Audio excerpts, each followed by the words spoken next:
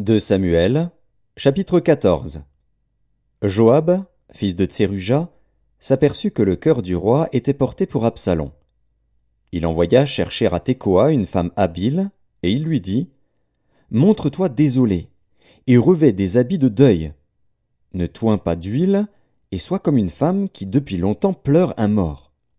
Tu iras ainsi vers le roi, et tu lui parleras de cette manière.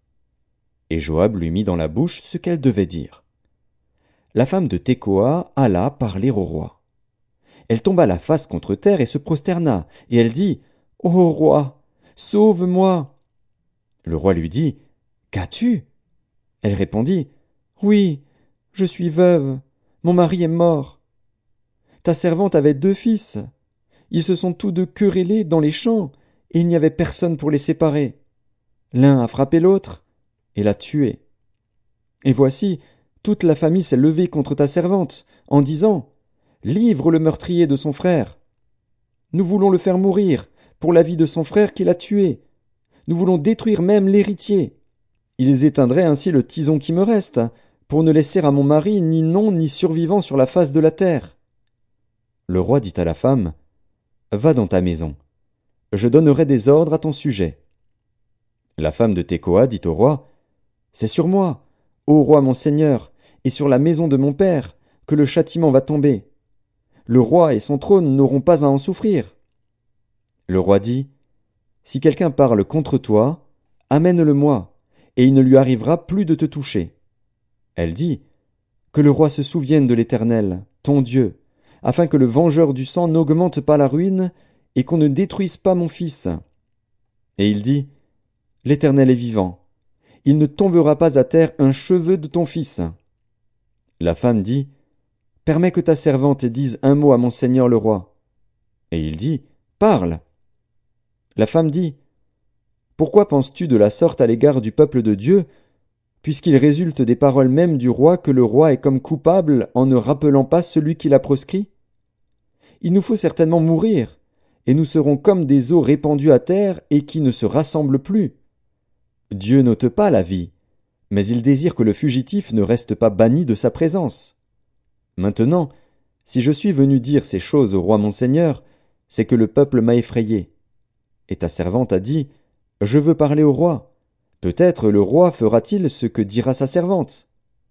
Oui, le roi écoutera sa servante, pour la délivrer de la main de ceux qui cherchent à nous exterminer, moi et mon fils, de l'héritage de Dieu. Ta servante a dit: Que la parole de mon seigneur le roi me donne le repos, car mon seigneur le roi est comme un ange de Dieu, prêt à entendre le bien et le mal, et que l'Éternel, ton Dieu, soit avec toi. Le roi répondit et dit à la femme: Ne me cache pas ce que je vais te demander. Et la femme dit: Que mon seigneur le roi parle. Le roi dit alors: La main de Joab n'est-elle pas avec toi dans tout ceci? Et la femme répondit: Aussi vrai que ton âme est vivante, ô roi mon seigneur, il n'y a rien à droite ni à gauche de tout ce que dit mon seigneur le roi. C'est, en effet, ton serviteur Joab qui m'a donné des ordres, et qui a mis dans la bouche de ta servante toutes ces paroles. C'est pour donner à la chose une autre tournure que ton serviteur Joab a fait cela. Mais mon Seigneur est aussi sage qu'un ange de Dieu, pour connaître tout ce qui se passe sur la terre. Le roi dit à Joab: Voici, je veux bien faire cela. Va donc, ramène le jeune homme Absalom. Joab tomba la face contre terre et se prosterna, et il bénit le roi.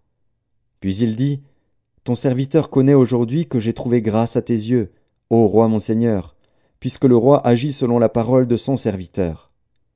Et Joab se leva et partit pour Guéshur, et il ramena Absalom à Jérusalem.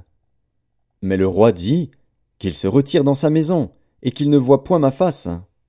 Et Absalom se retira dans sa maison, et il ne vit point la face du roi. Il n'y avait pas un homme dans tout Israël aussi renommé qu'Absalom pour sa beauté. Depuis la plante du pied jusqu'au sommet de la tête, il n'y avait point en lui de défaut. Lorsqu'il se rasait la tête, c'était chaque année qu'il se la rasait, parce que sa chevelure lui pesait, le poids des cheveux de sa tête était de 200 sicles, poids du roi. Il naquit à Absalom 3 fils, et une fille nommée Tamar, qui était une femme belle de figure. Absalom demeura 2 ans à Jérusalem, sans voir la face du roi. Il fit demander Joab, pour l'envoyer vers le roi. Mais Joab ne voulut point venir auprès de lui. Il le fit demander une seconde fois, et Joab ne voulut point venir. Absalom dit alors à ses serviteurs, « Voyez, le champ de Joab est à côté du mien. Il y a de l'orge, allez et mettez-y le feu. » Et les serviteurs d'Absalom mirent le feu au champ. Joab se leva et se rendit auprès d'Absalom, dans sa maison. Il lui dit, « Pourquoi tes serviteurs ont-ils mis le feu au champ qui m'appartient » Absalom répondit à Joab, « Voici, je t'ai fait dire, viens ici, et je t'enverrai vers le roi, afin que tu lui dises, pourquoi suis-je revenu de Guéshur ? Il vaudrait mieux pour moi que j'y fusse encore. Je désire maintenant voir la face du roi. Et s'il y a quelque crime en moi, qu'il me fasse mourir. » Joab alla vers le roi, et lui rapporta cela. Et le roi appela Absalom, qui vint auprès de lui et se prosterna la face contre terre en sa présence. Le roi baisa Absalom.